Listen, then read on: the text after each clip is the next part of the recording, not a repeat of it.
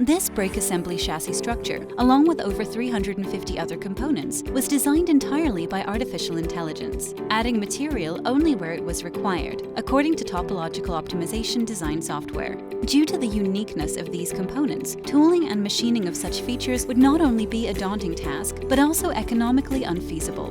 The ultra-lightweight chassis structure for this hybrid system, consisting of a mid-mounted twin-turbo 2.9-liter V8 and e-motors for each of the front wheels, is made by laser beam powder bed fusion.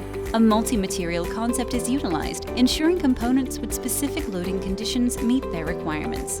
Using a proprietary high-performance aluminum alloy, the material has a yield strength of 265 megapascals, an ultimate tensile strength of 330 megapascals, and an elongation of 21%. The mass has been reduced by over 25% for many of the components that were already designed for higher-end, lightweight vehicles.